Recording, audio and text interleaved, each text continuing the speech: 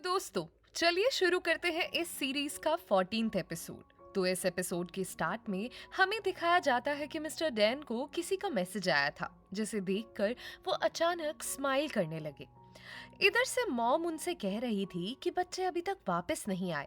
क्या आपको पता है कि कब तक वापस आएंगे? मेरा तो दोनों में से कोई कॉल भी नहीं उठा रहा। क्या आपकी कोई बात हुई है उनसे? जिस पर वो बोले कि मेरी तो किसी से कोई बात नहीं हुई, क्योंकि मैंने भी दोनों को फोन किया था पर किसी ने फोन पिक नहीं किया। फिर जब मॉम ये कहकर अपने घर जाने लगी कि मैं अपने लिए कुछ फ्रूट काट लेती हूँ, तो इस पर मिस्टर डैन ने उनको सख्ती से रोक दिया, ये कहते हुए कि तुम इधर ही बैठो, तुम्हारे लिए मैं फ्रूट्स काट कर लाता हूँ।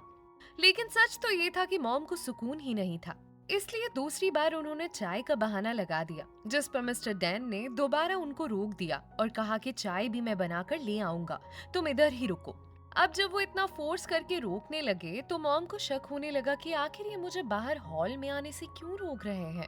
अब तो मैं बाहर जाकर ही रहूंगी। इस तरह जैसे ही मॉम बाहर जाने की कोशिश करती है तो मिस्टर डैन इस बार भी उन्हें रोकने की कोशिश करने लगते हैं, जिस पर मॉम पूछती है कि सच सच बताओ बात क्या है, कहीं तुम मुझसे कुछ छुपा तो नहीं रहे, आखिर मुझे बाहर क्यों नहीं जाने दे रहे। तभी इतने में पीछे से जायले आकर अपनी मॉम को सरप्राइज देते हुए हक कर लेती है और तभी हमको पता चलता है कि ये जायले और मिस्टर डैन का सरप्राइज था जो उन्होंने मॉम के लिए प्लान किया था। लेकिन इस बात पर मॉम ने दोनों को डांटा कि तुम लोगों ने तो मुझे डरा ही दिया था, कम से कम मुझे बता तो देते, पता है मैं कितना परेशान हो गई थी। इसके बाद हमें डिनर का सीन दिखाया जाता है, जहां मॉम जायली से पूछ रही थी कि तुम्हारा जियान के साथ टाइम कैसा गुजरा, जिस पर जायले बोली कि उसको मेरे साथ टाइम बिताने का मौका ही कब मिला, रोज सुबह सुबह उठकर वो तो हॉस्पिटल के लिए चला जाता था और रात को देर से वापस आता था। इधर मॉम और डैड को लग रहा था कि ये दोनों साथ टाइम स्पेंड करेंगे तो इनका रिलेशनशिप कुछ अच्छा हो जाएगा, लेकिन इनकी उम्मीद पर तो पानी फिर गया। फिर नेक्स्ट सीन में हम देखते हैं कि लियो सुबह सुबह अपनी शॉप पर पहुंच जाती है, जहां रू पहले से उसका वेट कर रहा था। लियो के पूछने पर वो बोला कि मुझे जायली ने बताया कि तुम यहाँ जरूर आओगी, इसलिए मैं तुम्हारे आने से पहले यहाँ पर चला आया। अब लियो इससे नाराज तो नहीं थी, लेकिन उससे अच्छे से बात भी नहीं कर रही थी, जिस पर रू उसको दोबारा सॉरी बोलने लगता है। वो कहता है कि मैं इस तरह कोई भी काम नहीं करूंगा जो तुम्हें ना पसंद हो, और जो मैंने तुम्हारी ड्रेसेस खरीदी थी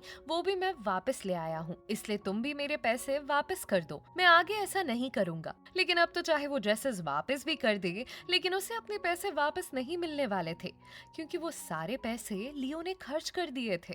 इसके बाद हमें जियान को दिखाया जाता है, जो हॉस्पिटल से वापस आता है और डॉगी को वहां ना देखकर काफी हैरान होता है कि सब कहाँ गए। और फिर अंदर जाकर जब वो सिर्फ अपनी ही सूटकेस वहां पर पड़ा हुआ देखता है तो समझ जाता है कि वो तीनों यहाँ से जा चुके हैं। लेकिन वो मन ही मन में जायले से कहता है कि तुम मुझे छोड़कर चली गई, मुझे बताए बगैर। इसके बाद वो जायले का रखा हुआ नोट पढ़ता है, जिसमें उसने लिखा था कि मैंने डॉगी को अपनी आंटी के घर भिजवा दिया है, इसलिए उसकी फिक्र मत करना। इधर जायले इस बात के बारे में सोच रही थी जब जियान ने कहा था कि क्या मेरे लिए अब कोई चांस नहीं बचा, क्या सच में इतनी ज्यादा देर हो गई है। तभी उसे जियान का मैसेज भी आया, जिसमें लिखा हुआ था कि मैं 2 दिन में वापस आ जाऊंगा।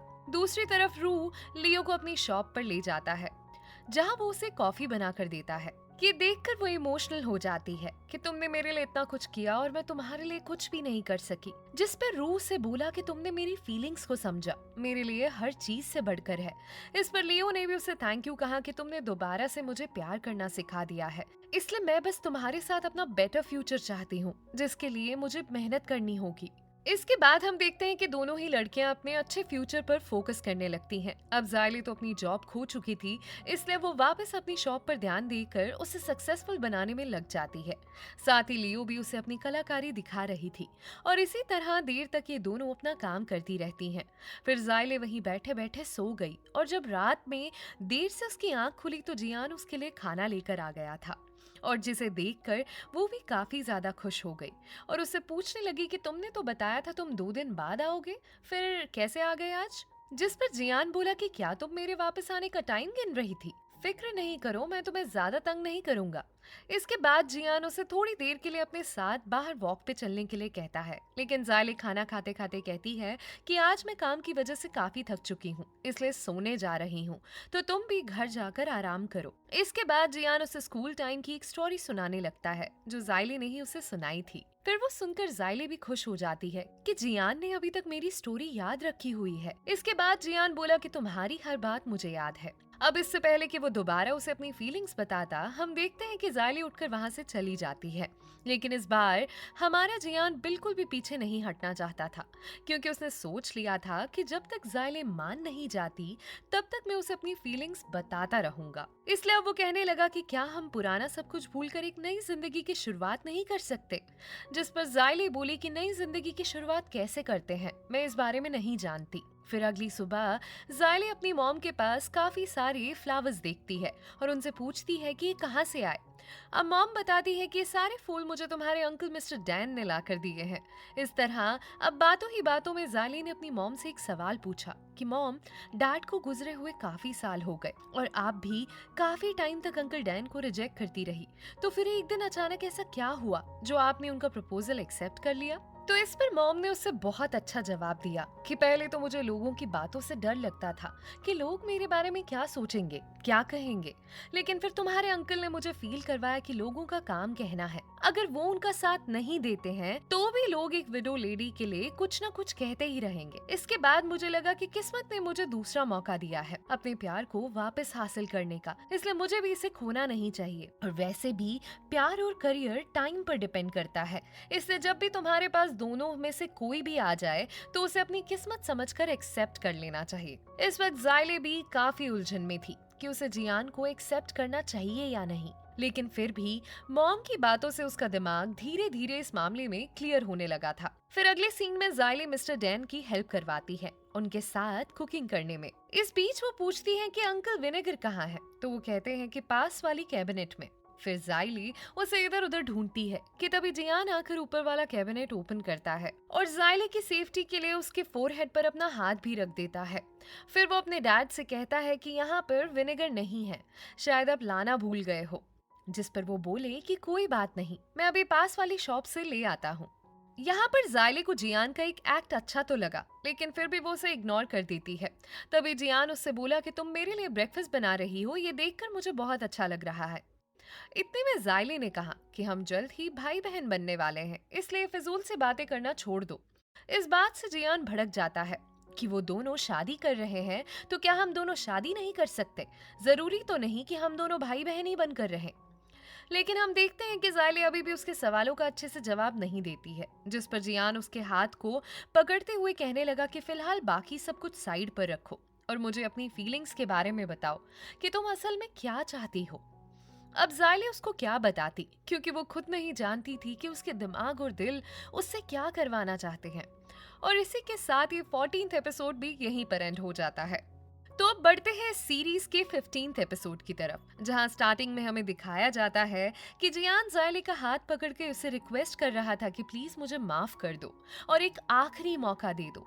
वो कहता है कि मैं वादा करता हूँ कि इसके बाद मैं कभी भी तुम्हें छोड़कर नहीं जाऊंगा।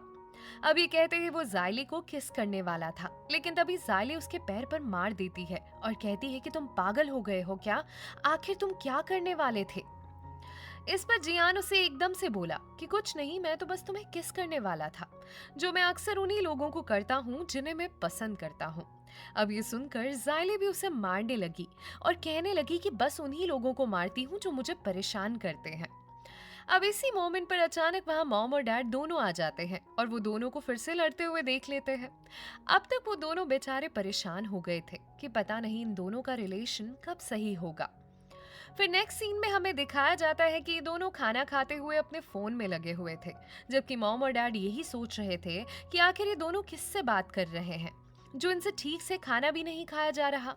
अब असल बात तो ये थी कि ये दोनों इस वक्त एक दूसरे से ही बात कर रहे थे, जहां जियान उससे कह रहा था कि अगर तुम मुझे पसंद नहीं करती तो पसंद करना शुरू कर दो, क्योंकि मैं तुम्हारे लिए गिव अप नहीं करूंगा।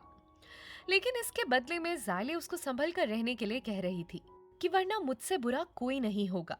फिर अगली सुबह जियान अपने हाथ से उसके लिए ब्रेकफास्ट बनाकर लाया था, जिसके लिए जायली ने ये कहकर मना कर दिया कि मुझे भूख नहीं है, और वैसे भी तुम्हें पता है ना कि मैं सुबह नाश्ता नहीं करती। लेकिन भले ही उसने ब्रेकफास्ट करने के लिए मना कर दिया था, पर फिर भी वो हार नहीं मानने वाला था। इसके बाद वो शॉप में लियो के हाथ से जायली के लिए बलून भिजवाता है, जिसमें जायली पिंच कर कर फोड़ देती है। अब जियान ये बात बहुत अच्छे से जानता था, इसलिए उसने बलून के अंदर एक मूवी टिकट रख दिया था और इस पर लिख दिया था कि प्लीज मेरे साथ मूवी देखने के लिए चलो। इधर लियो भी उससे चिढ़ाते हुए कहने लगी कि अब ये मत कहना कि जियान तुम्हें पटाने की कोशिश नहीं कर रहा, क्योंकि वो तो यकीनन अपना 100% दे रहा है। फिर अगले सीन में जियान फिर से जायली की हेल्प करने के लिए जाता है और उसके साथ बर्तन उठवाने लगता है। अब उसे देखकर जायली बोली कि मुझसे दूर रहो, मैंने तुम्हें पहले भी वार्न किया था ना। लेकिन इस पर जियान बोला कि मैं क्यों तुमसे दूर रहूं, आखिर हम दोनों फैमिली हैं और मैंने तुम्हें पहले भी बताया था ना कि मैं तुमसे दूर नहीं रह सकता। पर जायली भी कुछ कम नहीं थी। उसने जियान से उसका हाथ मांगा और अपने गले पर रखकर जोर से चिल्लाते हुए मिस्टर डैन से कहने लगी कि देखो अंकल, जियान मेरे साथ क्या कर रहा है। फिर ये देखकर डैड उसकी तरफ भागने लगे और उससे कहने लगे कि आखिर तुम इस लड़की को बार बार क्यों तंग कर रहे हो। इसके बाद हम देखते हैं कि जियान उसे कॉल करके तंग कर रहा था, जिस तरह वो उसे स्कूल टाइम में परेशान करती थी। फिर अगली सुबह डैड जायली से कहते हैं कि मैं तुम्हारी मॉम के साथ कुछ दिनों के लिए आउटिंग पर जाने वाला हूँ, लेकिन उससे पहले तुम्हें कुछ इंपॉर्टेंट चीजें देना चाहता हूँ। अब दिखने में तो ये कोई च्युइंगम लग रहा था, लेकिन असल में ये कॉकरोच टॉय था, जिससे जियान को बहुत डर लगता था। अब अंकल डैन ने बताया कि जब तक मैं घर वापस ना आ जाऊं तब तक तुम इस टॉय को अपने पास ही रखना, और अगर जियान इस बीच परेशान करने की कोशिश करे तो इस टॉय का इस्तेमाल कर लेना, जिससे वो तुमसे दूर भाग जाएगा। अब जायले अंकल की इस मदद के लिए बहुत खुश हो जाती है और सीधा उस टॉय को लेकर जियान के रूम में आती है।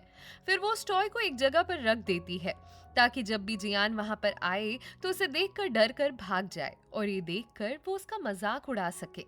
लेकिन तभी उसकी नजर उस प्लान बुक पर पड़ती है जिसमें जियान ने अपने 10 साल का प्लान बनाया था और साथ ही उसमें क्यूट क्यूट सी बातें भी लिखी थी।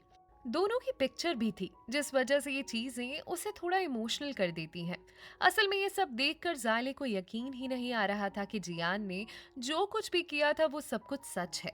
इस तरह ये बुक देखते देखते उसकी आंखों में आंसू आ जाते थे कि क्यों ये दोनों 10 साल तक एक दूसरे से दूर रहे और एक दूसरे को सजा दी, जबकि दोनों ही एक दूसरे से बहुत प्यार करते थे।